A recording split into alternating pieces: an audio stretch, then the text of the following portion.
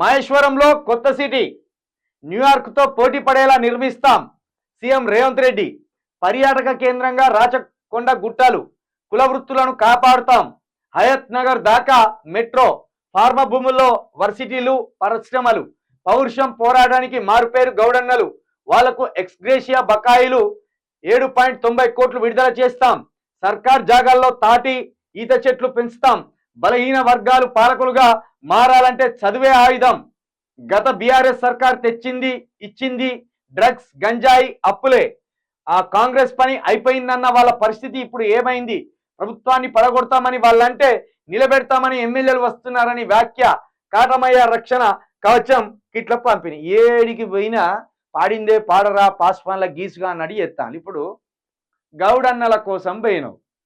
గౌడన్నల కోసం పోయినప్పుడు గౌడన్నల సంరక్షణార్థం లేదా వాళ్ళ అభివృద్ధి కోసం ఏం చేస్తానో గది చెప్పుకొని రావాలి. పెళ్లికాడికి పోయి సాగు పాటలే పాడతావు, సాగు కాడికి పోయి పెళ్లి పాటలు పాడతావు. ఇట్లున్నది నీ కథ. గౌడన్నల కార్యక్రమానికి పోయి మహేశ్వరంలో కొత్త సిటీ కడతా, ఇదేం పని? గౌడన్నల కోసం పోయినావు. ఈ కొత్త సిటీ గౌడన్నల కోసం కట్టేదా? కాదు. పొంతన లేని కథ. న్యూయార్క్తో పోటీ పడేలా నిర్మిస్తాను. గంత తెలివి ఉన్నది నీకు. న్యూయార్క్ అంటే చిన్న సిటీ అనుకుంటున్నావా ఏంది? ఎట్లా కనబడుతుంది నీకు న్యూయార్క్? అసలు న్యూయార్క్ సిటీ దాని గురించి, దాని చరిత్ర గురించి తెలుసా?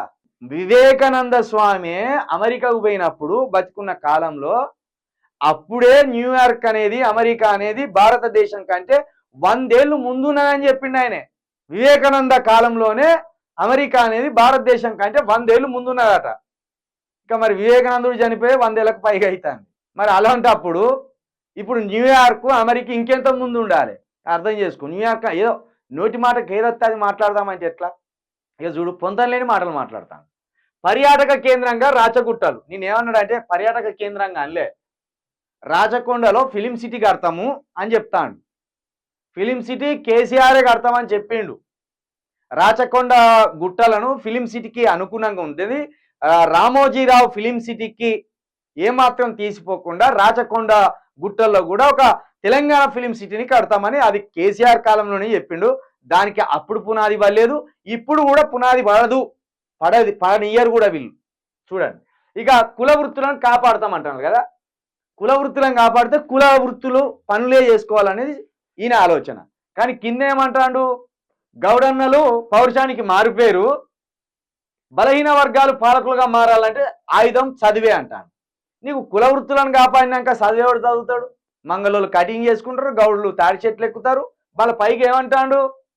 సర్కారు జాగాల్లో తాడి చెట్లు ఈత చెట్లు పెంచుతా ఉంటాను. నువ్వు తాడి చెట్లు ఈత చెట్లు పెంచినాక గౌడ్లు పోయి తాడి చెట్లు ఈత చెట్లు ఎక్కకపోతే చదువుకున్నానికి వస్తారు.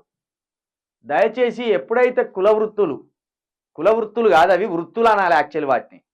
ఎందుకంటే ఇవేం ఆ కులంలో పుట్టినోడే చేయగలిగేంత గొప్ప ఏం కాదు. తాడి చెట్టు 2 రోజులు ఎక్కిపించుడు నేర్పిస్తే ఎవరైనా ఎక్కుతాడు. కటింగ్ చేసుడు కూడా నేర్చుకుంటే ఎవరైనా చేస్తారు.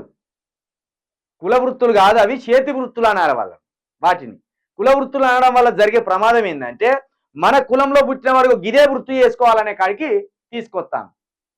ఇప్పుడు మన గౌడ సోదరులు కావచ్చు, లేదా మన ఏది ఈ యాదవ బిడ్డలు కావచ్చు, లేదా మన ఇదే మంగళ బిడ్డలు కావచ్చు, సాకలి బిడ్డలు, వీళ్ళందరూ ఏంటంటే ఇది మన కుల వృత్తి అనే కాడికి తీసుకొచ్చి పెట్టిండ్రు. బట్టలు ఉతుకోవడం సాకల కుల వృత్తే. ఇక బట్టలే ఉతుక్కోవాలి మనం, ఏ జాబ్ కొట్టద్దు, ఏ ఎమ్మెల్యే కావద్దు, అక్కడ తీసుకొస్తాను వీళ్ళు.